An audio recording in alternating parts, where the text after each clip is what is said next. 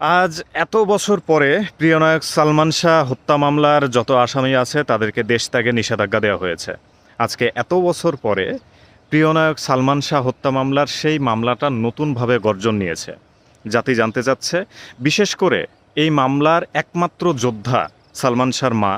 তিনি প্রায়শই আসেন, প্রায়শই এই ব্যাপারটা নিয়ে প্রশাসনের কাছে যান, কথা বলেন, তারপরে দেবে যায় আলটিমেটলি। কিন্তু এবার নতুনভাবে গর্জন নেওয়া হয়েছে এবং সন্দেহাতীত যে আসামি আছে তাদেরকে দেশ থেকে নিষেধাজ্ঞা দেওয়া হয়েছে।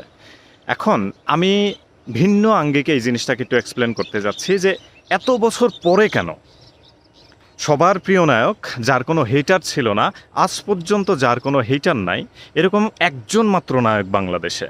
নট অনলি মানে এটা যদি ভারতের কথা বলতাম তাহলে অন্য ব্যাপার ছিল। বাংলাদেশে একটাই নায়ক পয়দা হয়েছে আজ পর্যন্ত এবং ওইটাই শুরু, ওইটাই শেষ।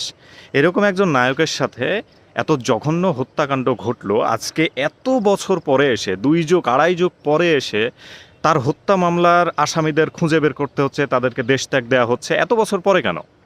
আমার সিম্পল কোশ্চেন, এত বছর পরে কেন?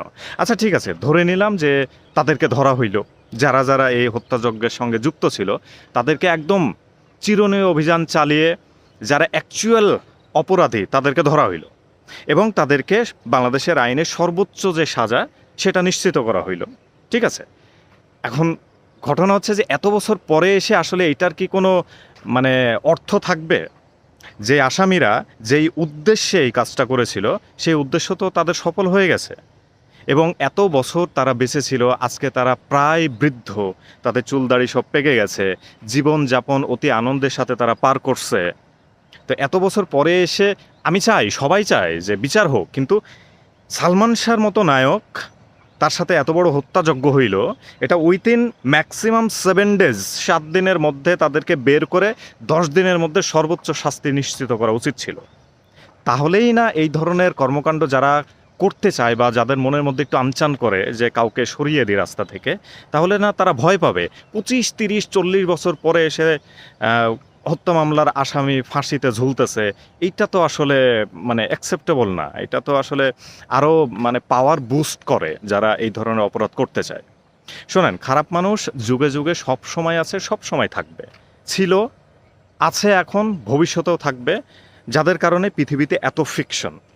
টমাস আলভা এডিসন, সবাই তাকে চেনে, বাচ্চা থেকে শুরু করে বুইড়া সবাই চেনে, কিন্তু কেউ জানে না টমাস আলভা এডিসন 1 নম্বরের একটা শয়তান। ঠিক আছে, 1 নম্বরের একটা জোচ্চোর বাটপার। হ্যাঁ, সে বিজ্ঞানী ছিল, সে বৈদ্যুতিক বাল্ব আবিষ্কার করছে, ঠিক আছে, কিন্তু টমাস আলভা এডিসন হচ্ছে একটা মাইক্রোনিশ, কিন্তু নিকোলা টেসলা ছিল is a broad niche. So Nikola টেসলাকে রাস্তা থেকে সরানোর জন্য, তাকে দেবে রাখার জন্য, তার প্রজেক্টটাকে ধ্বংস করার জন্য যত ধরনের ষড়যন্ত্র করার কথা টমাস আলভা এডিসন করেছিল।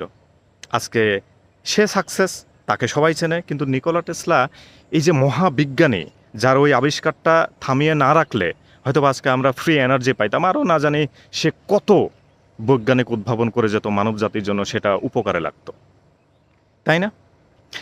তো এইভাবে আসলে প্রদীপগুলো নিভে যায় এই ধরনের শয়তানদের জন্য। সক্রেটিস, সক্রেটিসকে আমরা সবাই চিনি। এরকম একজন মানুষকে হেমলকের বিষ খাওয়ানো হয়েছিল কেন? আজকে এত বছর পরে এসে যে হেমলকের বিষ খাওয়াইছিল তাকে যদি আমরা শাস্তি দেই, তাহলে তা লাভ হইল না।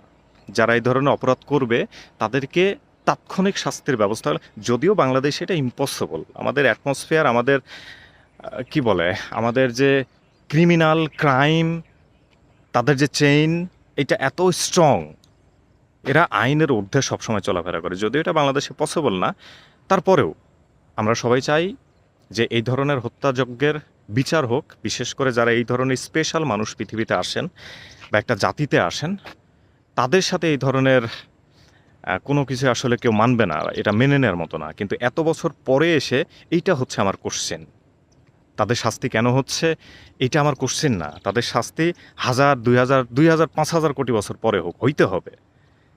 কিন্তু প্রশ্ন হচ্ছে এখন কেন? এখন কেন?